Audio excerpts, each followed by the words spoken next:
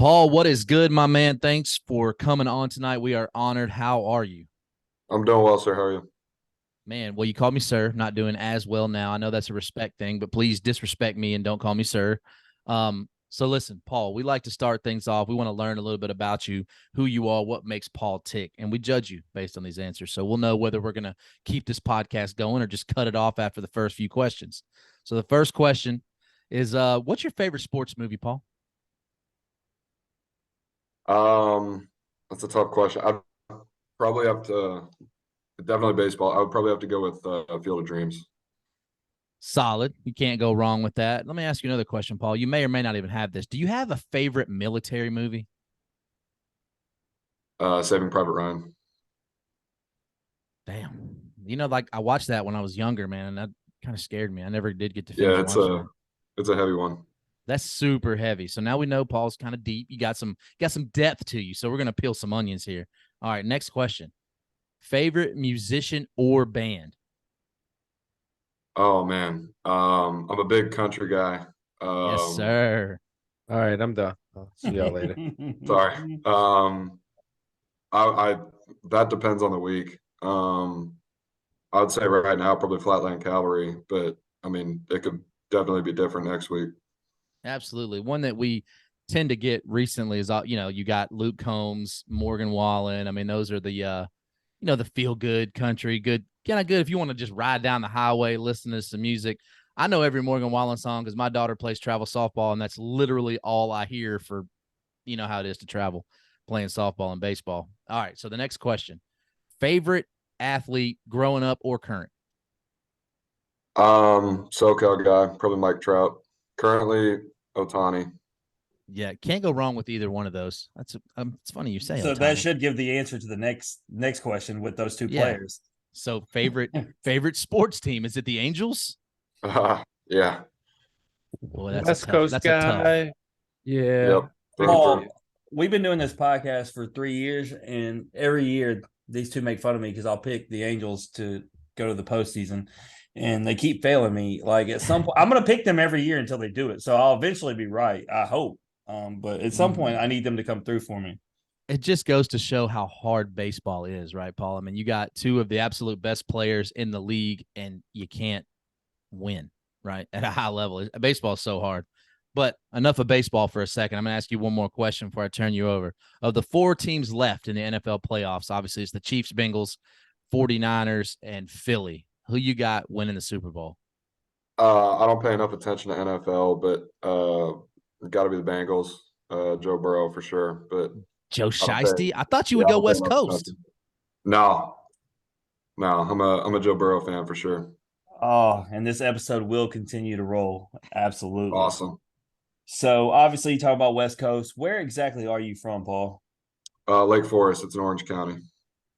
I got you, the OC. So, I wanted to talk to you about family dynamics. Usually Daniel does this part, but as a veteran, man, I find your whole family fascinating. So talk to me about, the service members that are in your family. I've seen the list is deep. Just kind of give us a little rundown. Yeah. So my mom and my dad are both from SoCal. My mom has three brothers who all served.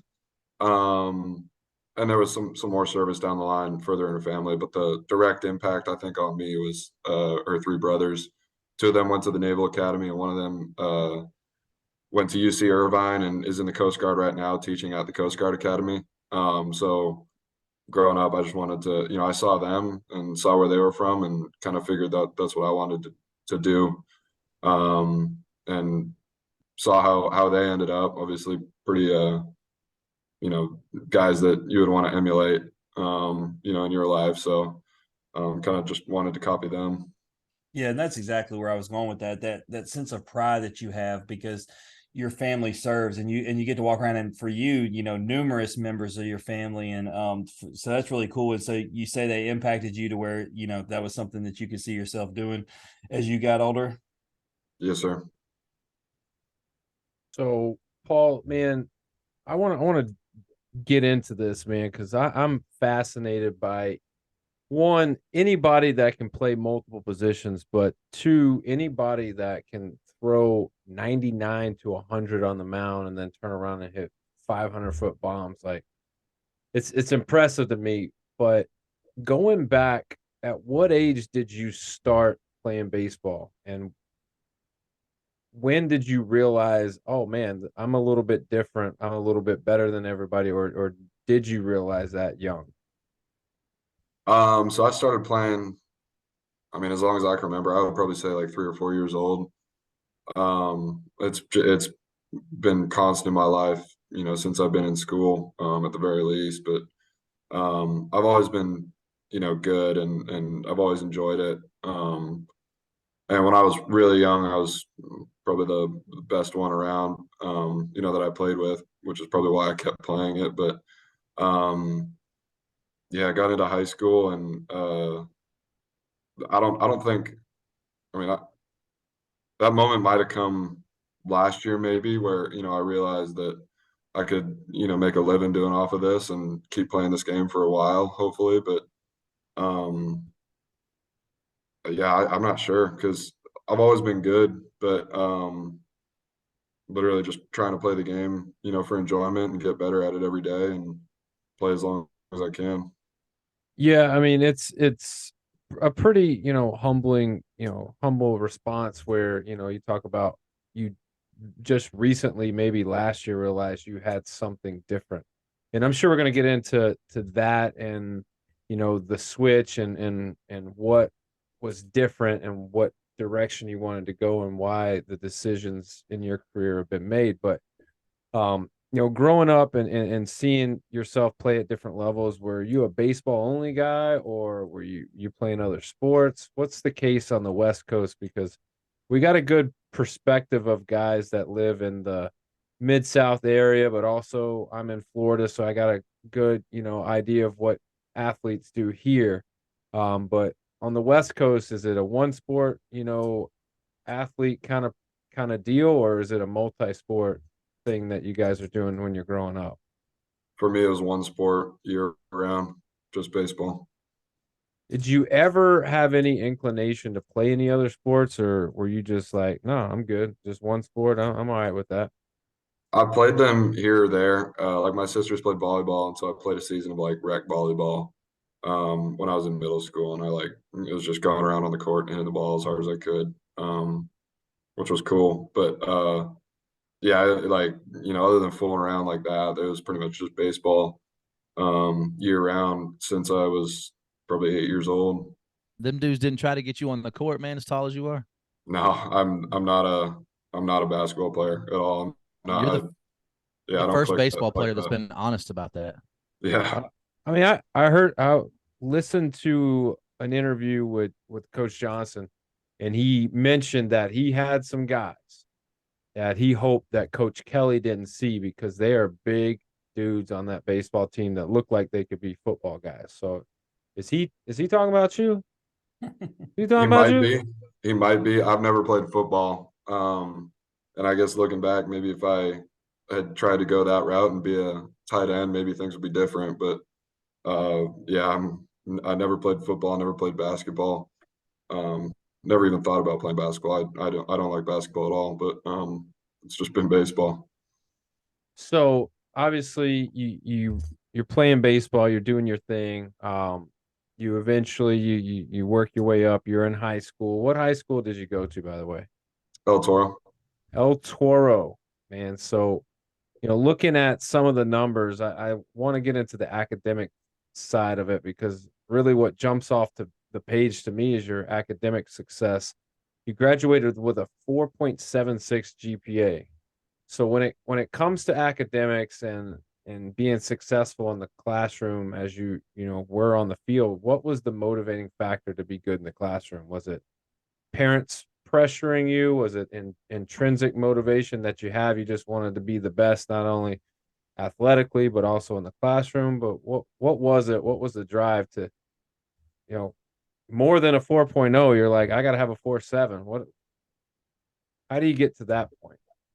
I think from a young age, it was a lot of like parents driving me, and then I got to middle school, high school, and it was more the intrinsic. Like it kind of shifted to myself pushing myself, and I think that was kind of a product of like just do the work, do it right one time, learn it the right way, and then be done with it so I can go hit or throw or whatever. And so I guess I learned to work then, learned to, do my homework and study and all that and do it the right way just so that I could, go, work at baseball, something that I actually like to do. So, looking back, I think that was the story on that side. Well, either way, man, you got some brains to go with the athletic prowess, man. But when we look at your career at El Toro, you were all district, all county, all conference, all state. I mean, basically, you were all planet Earth at El Toro, dude. There. Talk to me, I guess, a little bit about high school and what were some of your favorite moments, but also what was your favorite season? My first 2 years of high school, I was not where I needed to be. I was I'm big now, and I was tall then, but I wasn't big, I would say. And I had to grow into my body. So my first 2 years of high school was just, especially my sophomore year, was just working and just putting my head down. I didn't play at all my sophomore year. We won a league championship that year, which was cool, but I didn't have anything to do with it other than a few games here and there and catching and playing third a little bit. So my junior season was really cool when I could, play a big part in it. When I developed over the past 2 years, and some pieces were finally falling into place for me. But we only played 11 games or something like that my senior year, but that was the most fun season. Because I think I became like a real two-way at that point, a starting pitcher and a hitter.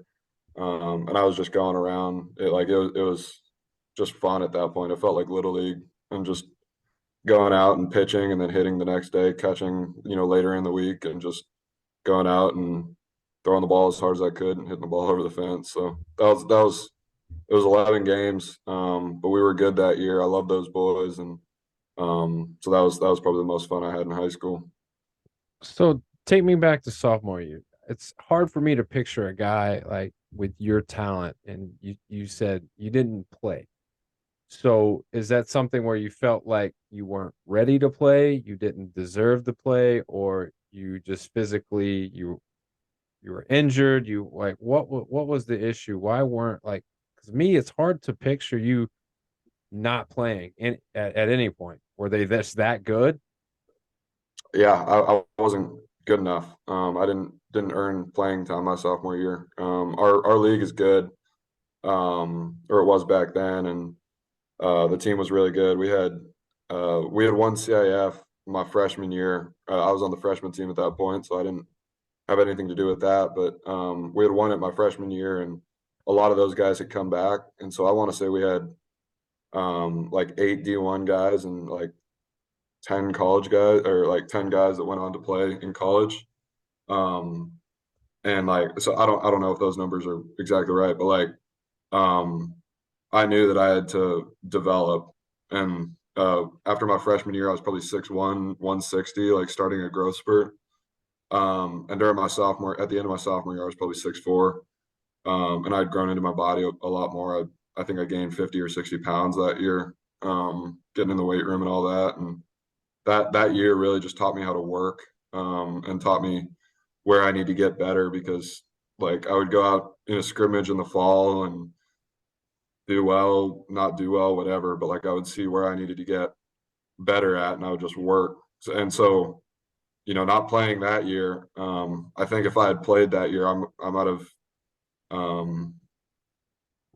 not gotten complacent, but it wouldn't be the same journey to where I am now. Yeah, I mean, you mentioned the classroom, the push. You mentioned the pressure at home academically to push yourself a little bit. So it only makes sense that obviously, you needed a little push, or you wanted a little push, and obviously it's paying off. The one thing that I will say, and Randy, tell me, wouldn't it be nice to start your growth spurt at 6'1"? Yeah, and that's where I ended. That's exactly, yeah, that's what I thought to myself. Was he said 6'1", 160. I ended at 5'11", 160 in high school. So yeah, I'm 6'1", but I'm a little bit heavier than 160. Yeah, we ain't gonna go there. We'll keep the weight out there. But Paul, obviously, we know the importance of travel ball and club baseball. You played for Rocks baseball as well as the Saddleback Cowboys in California. Is the emphasis on the West Coast and in California on travel and club ball, or is there a lot of emphasis on high school ball?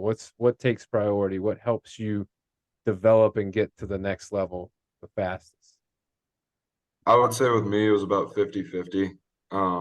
Especially going to my high school. It's my high school coach is a legend. And he's coached some really good big leaguers, and some really good players. And he's coached a lot of character throughout the years, like a lot of just successful people.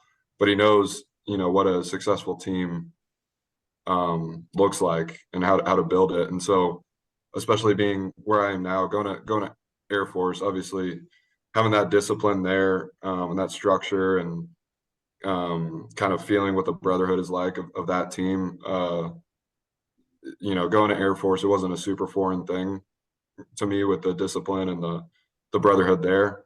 And then coming here, I was a team captain my senior year at El Toro, and one of the leaders on the team at Air Force, one of the leaders on the team now.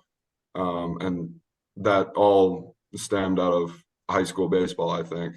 I don't think it was a big piece of me getting recruited, but that's where travel ball came in. But high school baseball was huge for me, and I don't think a lot of people understand how important that is, especially in Southern California, with so many good travel baseball organizations, and just like because you want to play competitive baseball, right? And high school baseball isn't always as competitive, but learning that team aspect and working with them, that was really valuable for me. So I was just looking it up on the fly, Paul, about where you went to school, and you were talking about Southern Cal, which got me to thinking, did you go head to head with Jacob Gonzalez? Yes, actually in travel ball. Okay, I thought so, because I was looking it up and y'all are from the same area, kind of general. So I figured so. Yeah, I've actually played against him since I was probably 11 or 12. Iron sharpens iron. Nice. Right. So, Paul, from the recruiting side, you said that travel baseball had a lot to do with the college and the direction. So at what point do you start getting recruited, and what were the top options as you got ready to narrow it down? Obviously, we know you eventually chose Air Force, but what were the options out there prior to Air Force, and then at what time did people start putting you on their radars? Air Force was the first option. And it was the first place I wanted to go. And to be honest, it was probably the only place I wanted to go while I was getting recruited. That there in Navy. Air Force came along. I went to a camp after my freshman year, pretty much before or as I was starting that growth spurt. And sophomore year, I was talking to Air Force, and that was pretty much it. And then after my sophomore year, that's when the big recruiting happened. I think started going to the tournaments, and didn't go to a whole lot of showcases, but I played in front of some schools and started talking to a bunch of schools. And through that, I pretty much just realized that Air Force was the only school I wanted to go to. What was it about Air Force? Was it because it was a family, a tribute to them, or you owed it to them, or was it something like you went and you wanted to be a part of it, the brotherhood, the military aspect? What was it, and why Air Force? I would definitely say like going and wanting to be a part of it. I went on to the camp, and then I went on a visit about a week later. And I saw that I ate lunch with them, and saw them march to lunch and all that cool stuff that is really cool for a freshman in high school, sophomore in high school. And I just wanted to be a part of it. I saw how they interacted with each other, and how they how those guys talked to my parents, and to my sisters, like how professional they were, and talking with the coach, how much he clearly cared for the guys that he was coaching. Like just saw all of it, and I wanted to be a part of it. Knew that it was a special thing that they had going on, and I wanted to be a part of it. You might have just spoke about an underrated aspect that we probably don't talk about, the three of us, is what you said about how they respond to your family. I mean, for us three who are family guys, that's a big deal. Yeah, and I don't think I realized it back then, but like the yes sir, yes ma'am to my parents, and like how just literally just the professionalism of it all. How much they seem to care about interacting with them. When I went on my visits, after my freshman year and then my junior year and my senior year, I want to say I think my sisters came on 2 of them, and they got to eat lunch with the cadets too, rather than just me, who was effectively the one that the coach was trying to get. They all got to eat lunch with them, and both my sisters ended up applying to the Air Force Academy. They figured it was something that they wanted to check out at least. No, that's legit. Yeah, so it was like they just do things differently there. Even from the other academies, I think like just more of a family dynamic. Everywhere in the country says that their place has a family dynamic, but like, is it really? And Air Force, I genuinely felt like the coach there was, a father to me, and the people there are brothers to me. Like, those are the people that are, going to be in my wedding. And I didn't know that when I was a freshman in high school, figuring out that was probably a cool place to go to school, but I know that now, and I'm glad I did make that decision. Well, Paul, my first question we've never had anybody on from a military academy, and we've had, 100, Jim, athletes? No, we've had he is number 100 as baseball players. You are a 100 baseball player. So we've never had anybody on from a military academy in any sport. So my question was going to be, what's the biggest difference between, Air Force and the traditional? But I think you just kind of covered that, right? It's the family atmosphere, it's the professionalism and all that. But I mean, so is that the biggest difference you think from Air Force and just a traditional college? Oh, no. There's a lot of love in the locker room here. And obviously it's different. You don't go through what you go through at the Air Force Academy. You don't go through that at LSU. I mean, I get what you're trying to say, because as somebody who's a vet, like I said, there is a brotherhood. As somebody who played sports and has been in that locker room versus guys that you're training with, it's a whole different thing, right? For sure. And it's different, but there's still a lot of love in the locker room. I would say the biggest difference is just the amount of time that I have now. It's a completely different set of priorities here than at Air Force, which frankly is what I came to LSU for. But at Air Force, it was just like it was high school for another 4 years, but more strict. And so you wake up and go to breakfast, go to class in the morning, and then you go to the field, and you have 4 or 5 hours at the field rather than 8 or all day at the field. And then you go up to the dining hall, get dinner, and then do homework and go to sleep. And you have to plan your days around your sleep, because you want to get enough sleep to be able to function the next day. Here it's just I wake up, do some schoolwork, and then go to the field, and I'm at the field as long as I want to be, as long as I need to be all day. And just the amount of resources for baseball are just different at LSU, just because it's a little bit more of a priority here, I think, with the school, which is nothing against the Air Force Academy. It's just a different nature. Yeah, absolutely. And so like that's the biggest difference, I think. People ask me that a lot, and I'm just like, it's pretty much the exact opposite at LSU than it is at Air Force, and that's just how it is. Not just bad. Facts, not bad on either one. Right. So let me ask you a question. This actually came up yesterday. It's funny you mentioned it, talking about getting enough sleep. What is the optimum amount of hours of sleep you need to be the best Paul Skenes? I'm probably 8 or 8.5 of like sleep, not just time in bed, like actual sleep. I don't even know the last time I got that much sleep. That might be like 3 days. I don't think any of us, especially Daniel. Daniel might not get more than 4 on an average basis. I can't tell you the last time I've slept for 3 straight hours. Like it's crazy. So don't get old, Paul. I don't recommend it. Yes, sir. But Paul, I want to get into talk a little bit about you. You don't really seem like the guy that wants to talk about your accomplishments, but we're going to for just a minute. So humor us here.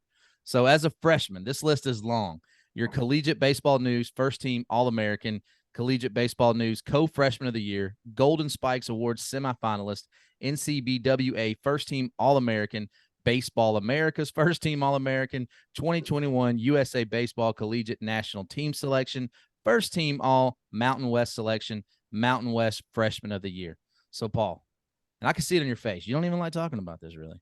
But of all those accomplishments and accolades, what do those mean to you, especially as a freshman? And I want to add on this, a guy that was, like you said, a late bloomer, right? You didn't play your freshman and sophomore. You came on the last 2 years. Now you're balling. You're one of the best in the country. What does all that mean to you?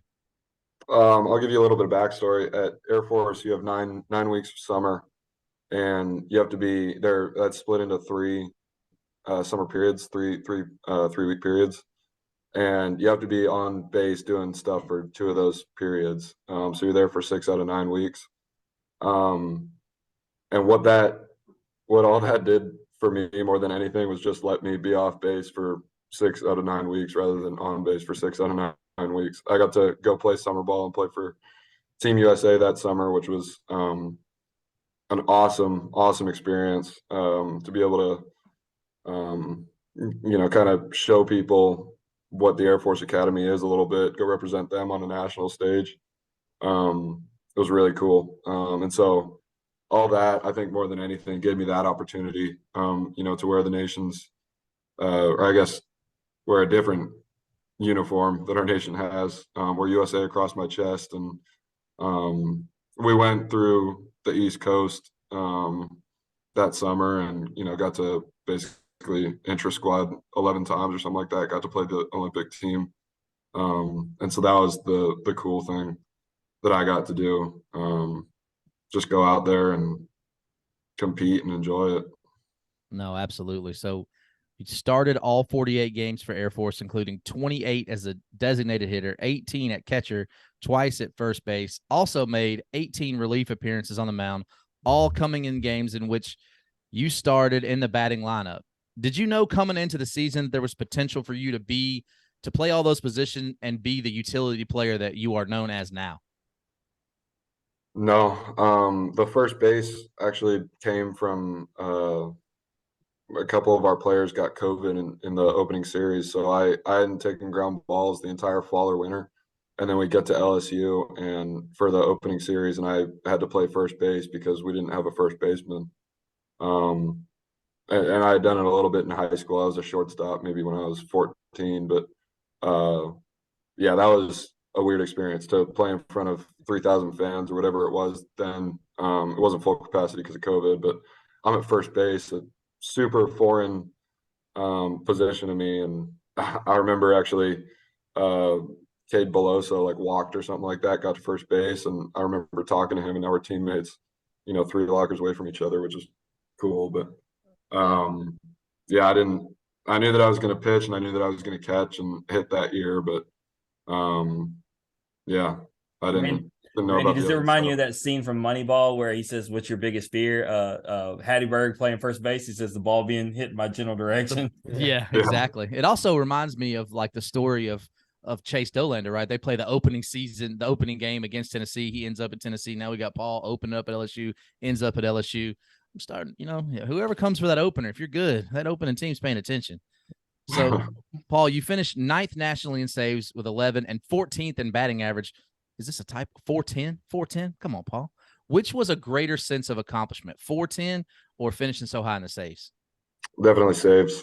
To have my team trust me to do that. That was like, I came in to do it at LSU, and that was one of the biggest adrenaline rushes of my life. I probably blacked out when I was doing it. I don't remember, but I acted like a fool on the mound. Like, you can look it up on YouTube. I looked like an idiot, but went out there and just tried to hit 100 all year, which was awesome. It was just a cool opportunity to do that. Hitting, I was just like going up there and swinging, and I just put the ball in play and got a bunch of hits.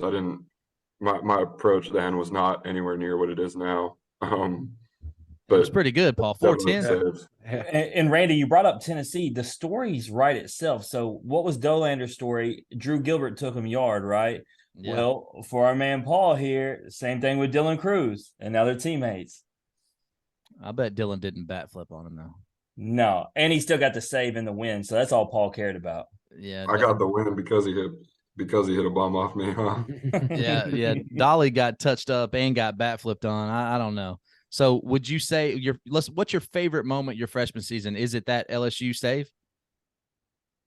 Oh man. Probably either there or we also went to Dallas Baptist and took 2 out of 3 there, and I closed out both games. I caught 2 games that weekend and I closed 2 games. Those It's been real, y'all. That's his team. Oh, I'm sorry. No, you're good. We love it. We want all the trash talking. You don't have to do it. We'll do it for you. So obviously, last year, just talking about the accolades a little, they stacked up, but I want to ask you specifically about the Swig and Swine, the Classic and the Freedom Classic, where you guys play Army and the Naval Academy. You beat them both. We're obviously all familiar with the Army-Navy football game, the pageantry that goes around it. What are the baseball environments like for those?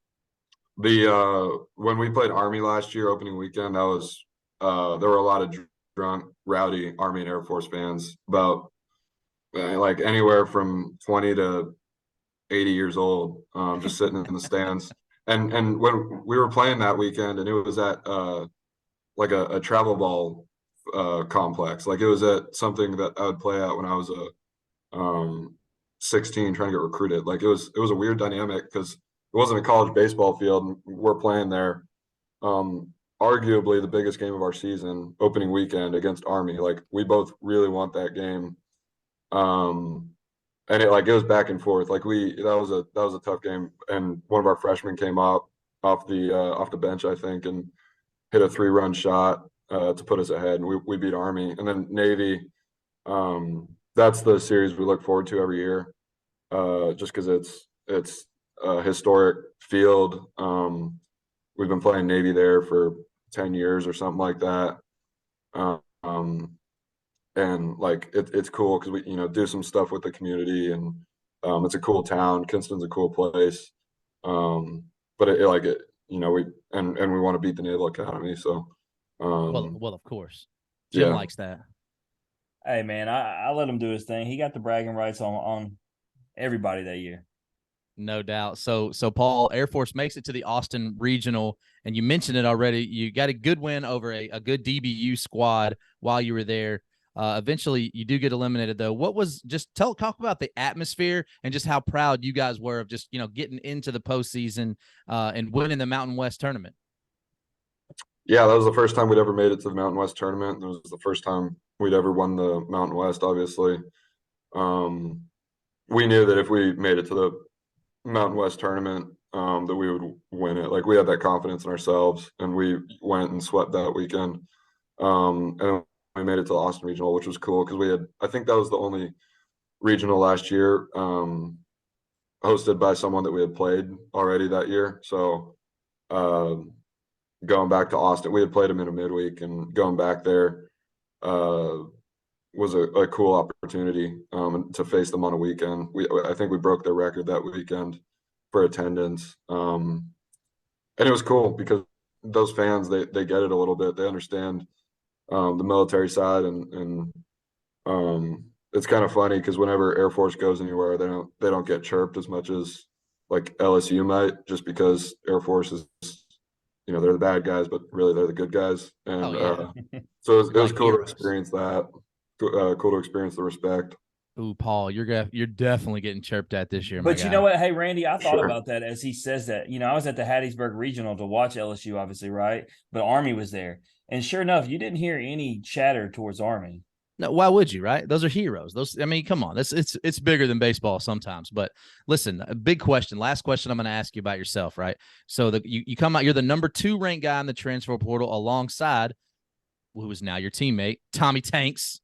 First, I got to ask you though, how is the process different coming out of a military academy in the transfer portal as opposed to like Tommy White's coming out of NC State? Or is I had to do a lot of paperwork at the beginning. to basically get out of the Air Force Academy. So I entered the portal like June 10th or something like that. Those next 2 or 3 weeks, really leading into USA, which I think started like June 28th last summer. Yeah. That whole time was just out processing from the academy. So I went on 2 visits during that, but it was like a day, go back to Air Force to keep doing some paperwork. And so it was I couldn't wrap up the process as quickly as I had wanted. I had to do it after USA.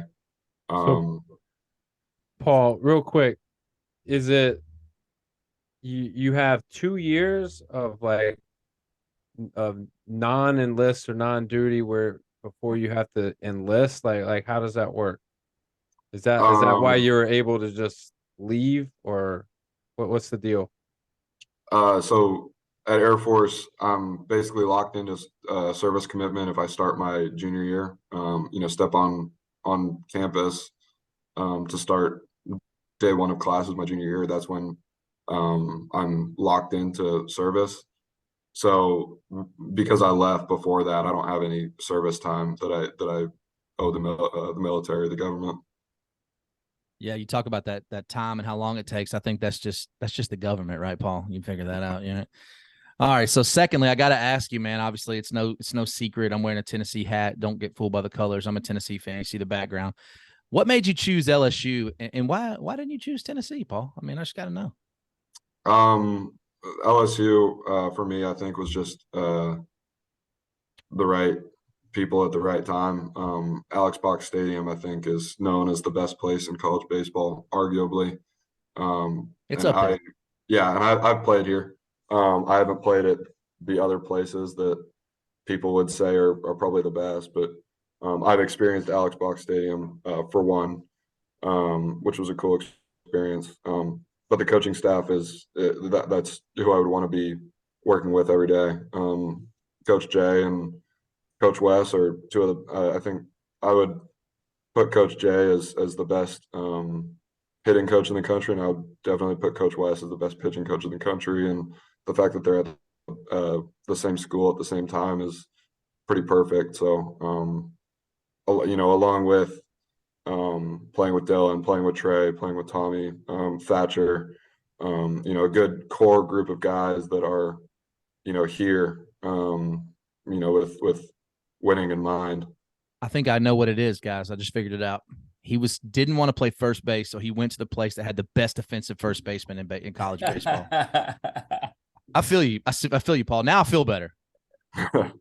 What I got to thinking about through that whole thing was, Randy, he was talking about the atmosphere of the box, and I'll be honest with you, they rank 3 for me, Paul, even as an LSU fan. He's not going to get to visit who we perceive as number 1 and number 2 because Arkansas and Mississippi State travel to Baton Rouge. So, Duty Noble and Baum are 1 and 2, but it's SEC baseball rivalries. It just doesn't get any better in the boxes right there. I will say this on a Tennessee note, Randy, as I continued to text with Brannigan, he said he played with Skenes and our boy Cameron James. Paul, Cameron's basically one of the big reasons we got started and all this anyway. So it's kind of a small world dynamic. And Jack said, what up? And Randy told me to never lay off you because what y'all did to Maneri was just not right.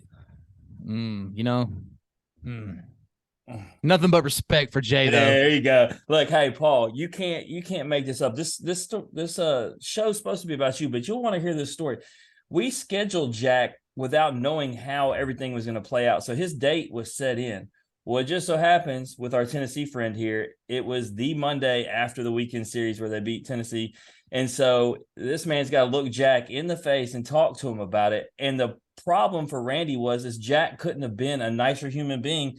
And so Randy couldn't even get mad or be argumentative. He had to just take it on the chops. And it's like, yeah, well, I mean, obviously, it wasn't like I was going to be rude to the guy, right? I was grateful. I don't know if he was rude on the front end. You wanted to. I really wanted to. Paul, I couldn't even have like any fun because he was just so humble and like complimentary of everything, and it just That did drive me crazy. And I thought for a second, like, is he patronizing me? Like, what's going on here? But he was so cool, man. And plus he balled. Like, I can't get mad at this dude for balling. If you look at him, Paul, and Cameron, whatever they had going on down there in the summer, you're talking about three humble cats.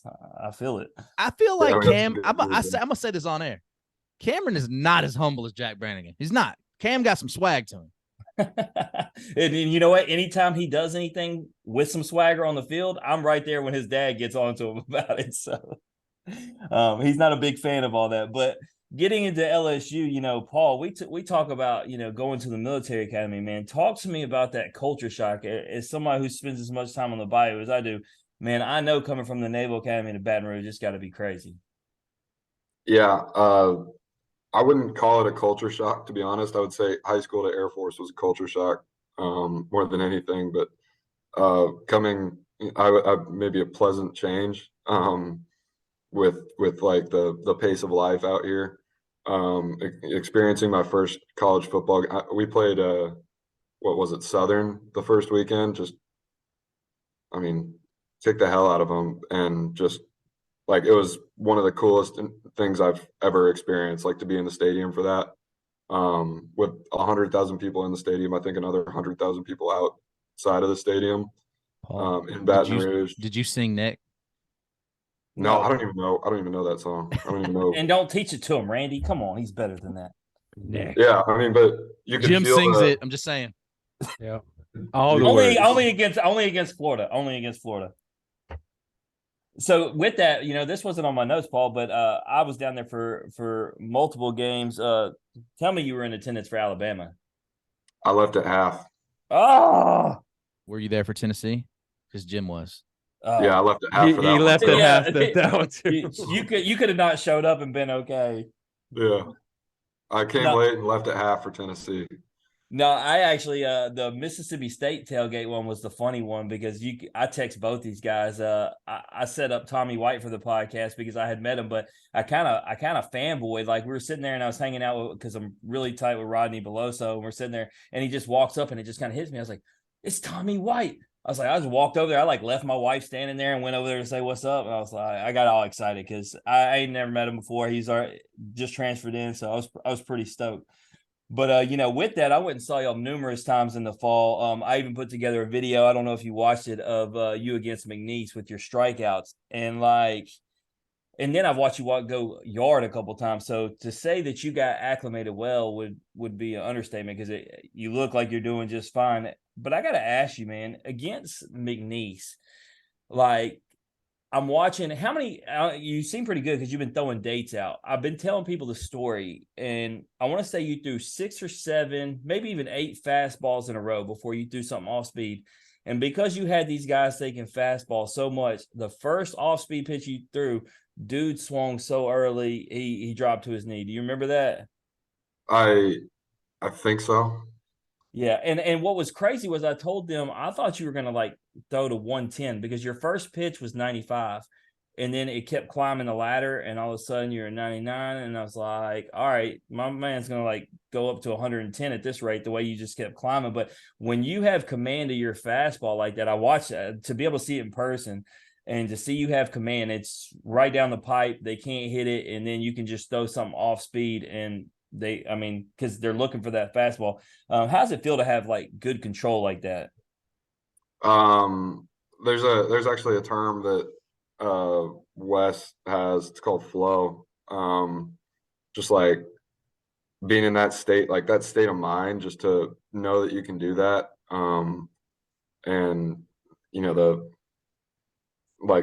psychological freedom almost that comes with it it's a really, really cool feeling. And that's thinking about it over break, like when, you know, there are no hitters stepping in the box and you're just like working every day. Like that's the feeling that motivates me, I think. Like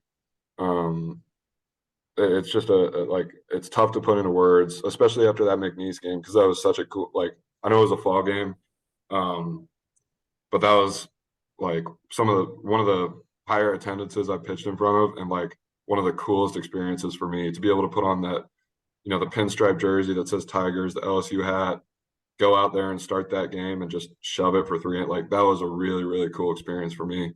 that Yeah, I I don't wanted you to keep going. Obviously, it was a fall game, but like when you got pulled, I was like, "Oh, boo!" Like let's keep going, man. He's dominating. yeah. And so that experience is the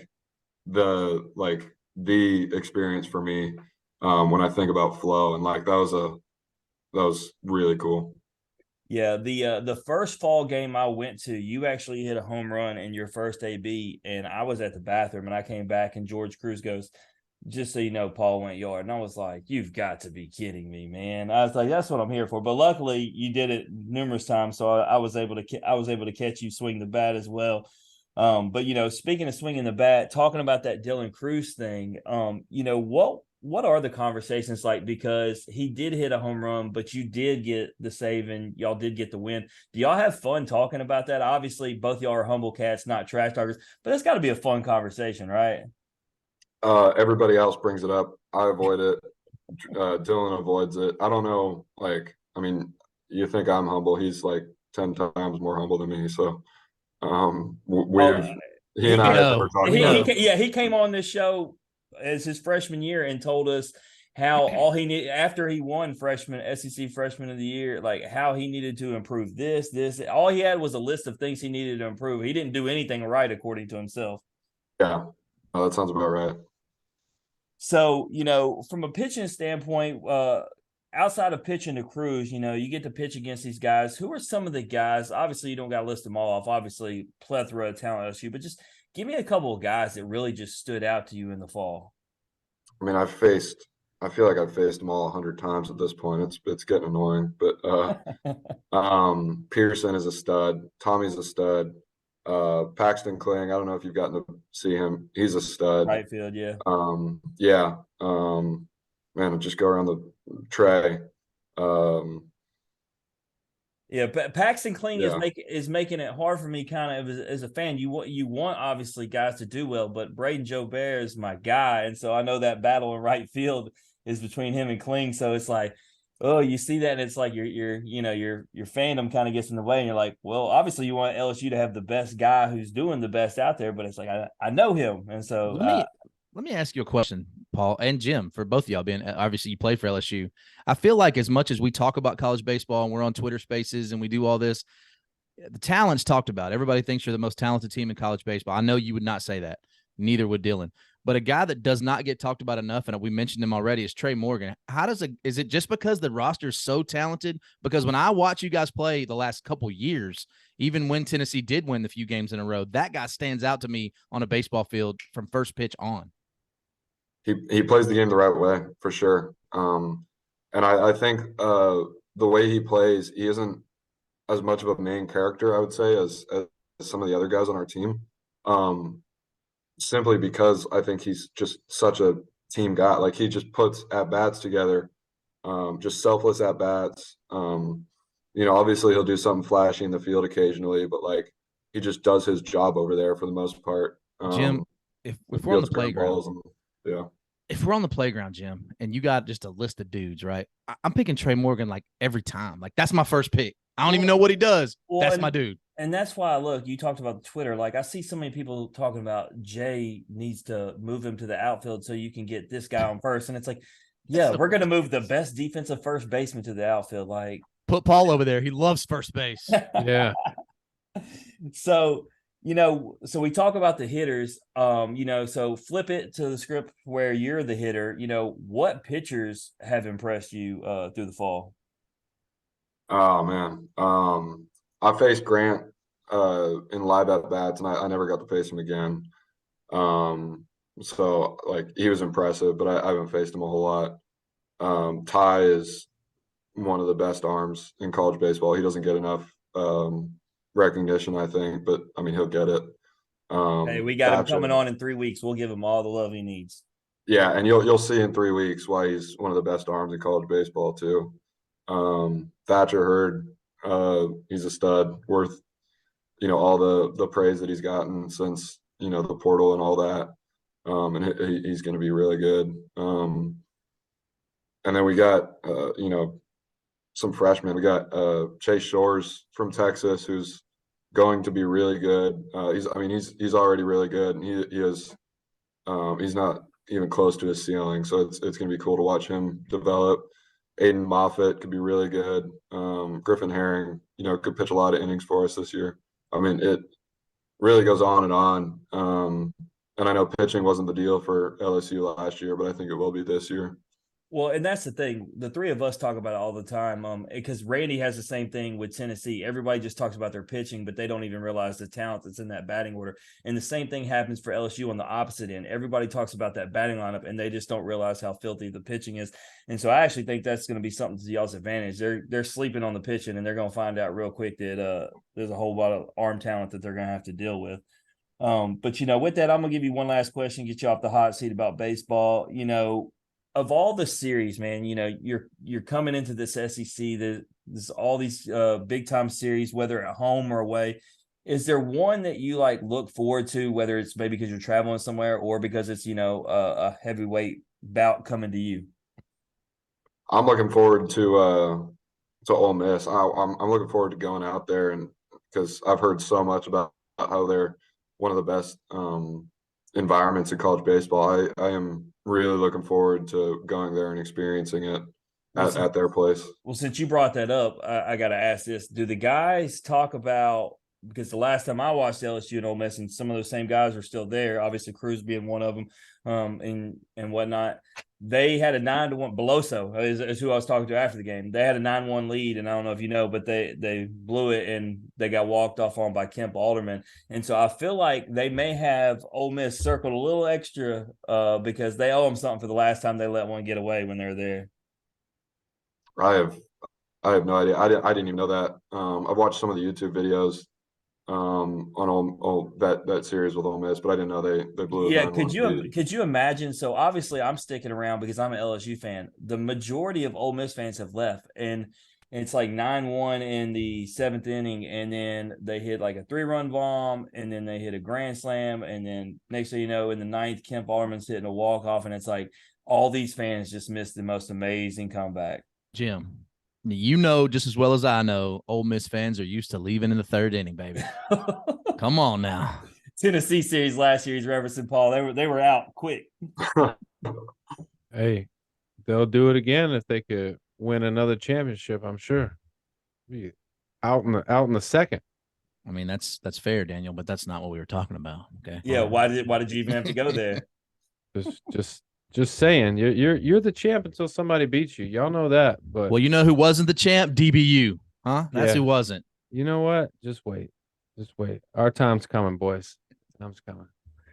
Now, Paul, let's wrap this thing up, man. We're gonna play a quick little game with you. Down to play a game with us? Yes, sir.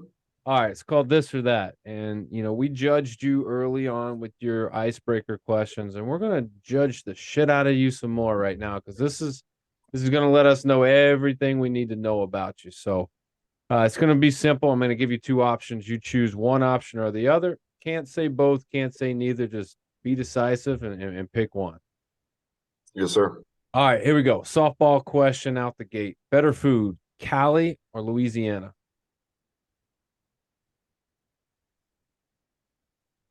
Man, that's not a softball. It should have been. I'll tell you this. I listened to an interview with you, and I quote, you said, "I haven't really had time to enjoy much of the food here," meaning in Louisiana. Not sure when that was. It was in the fall sometime. So have you had a chance to partake in some food yet? And just give me an answer. Which is better? I've had a little bit more since then. I don't remember if I had tried boudin then. I have now, and that is worth it. Probably Louisiana. I haven't had a ton of it out here, but I really like boudin. All right, fair enough. If you were gonna go fishing, freshwater or saltwater? I've gone saltwater fishing twice. And I just know freshwater a little bit better, so freshwater. All right. Superstition or no superstition? No superstition. What? A baseball player with no super and a pitcher at that? It's a first. Air Force just sucked the life out of you. Jesus. Now, Better feeling, all right? Striking someone out or hitting a home run? Probably hitting a home run just because you don't do it as much. But striking, I would say like striking 12 people out in one game is probably a better feeling. All right. Next question is basically put yourself on a bucket list. Would you rather go to a bucket list concert or a bucket list sporting event? Sporting event. What sporting Sure. event? What's the one that you gotta go to? I wish I had stayed to the end of the Alabama game this year. I watched it, from my bedroom. We had a game the next day, so I don't regret it. I wish I had seen the ending. I did get to see the ending of the LSU Mississippi State game, which was a fantastic game. That was probably the coolest sporting event I've ever been to in my life. Just the atmosphere. If it were Alabama, that probably would have been the coolest one. But maybe the Iron Bowl. But only when Auburn and Alabama are both really good. Trying to think. Army Navy game, never been there. That's actually what I was wondering if you'd been to that. Yeah, I like that. The only problem with that is I'm sorry, it's just not very good football. That's facts. The triple option isn't very the pageantry of it all is really cool, but the triple option isn't fun to watch, and It's not aesthetically pleasing. He is a straight shooter. I love it. He did not hold back. Yeah.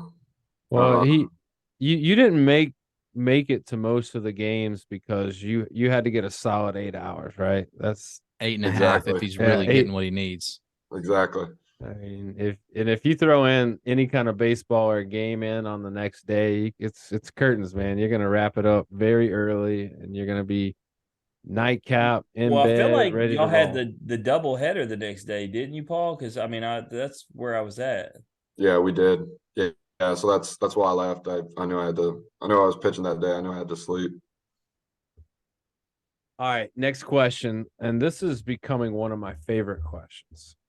If you had to choose to be attacked by one or the other, would you rather be attacked by a tiger or a grizzly bear? Got to say grizzly bear because the whole tigers thing. I can't. Tigers. I feel like tigers are the more deadly animal, of course. I mean, you're 6'6", 235, dog. With the grizzly bear might run from you. I ain't sure. Yeah, but I'm not very fast. I might be able to outrun a grizzly bear. I'm not going to be able to outrun a tiger. Paul, with all due respect to you, you're a fantastic athlete. You are not outrunning a grizzly bear, my friend. Not a chance. Better chance than a tiger, in my opinion. But that's true. That's true. Both of them.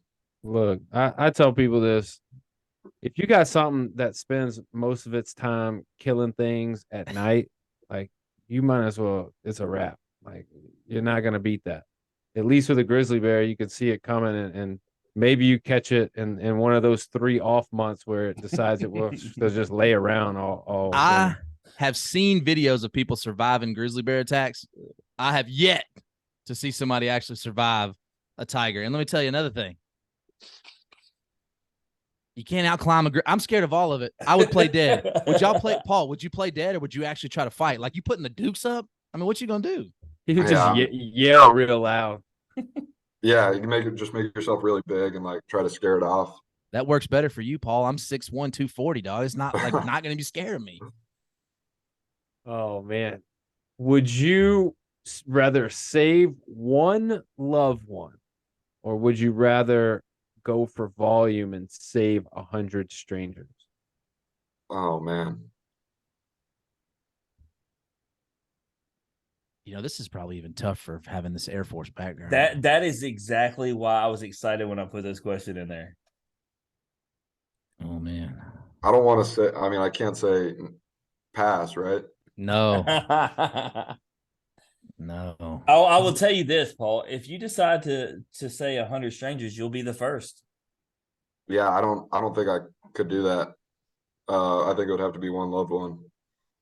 100%.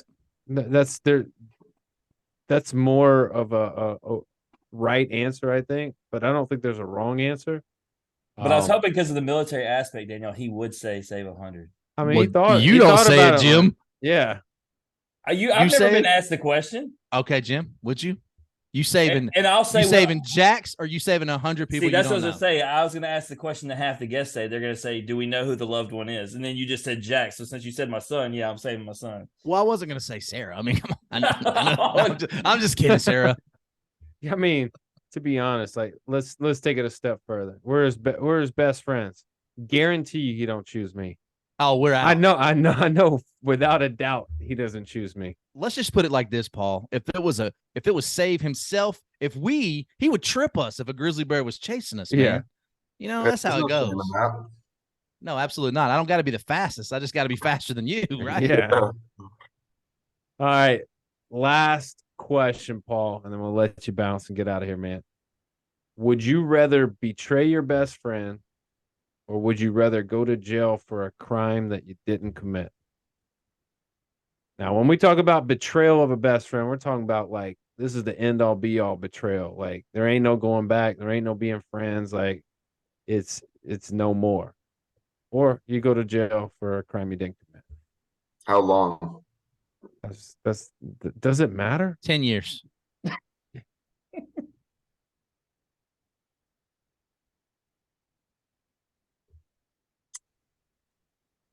And I don't mind him taking a minute because now that 10 years has been put on the table, you got to think.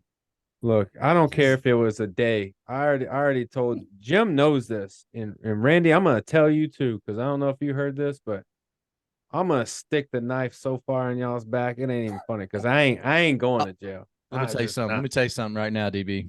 I'm snitching. Whatever it is, I'm snitching. You ain't going. I'm I snitching. ain't doing it.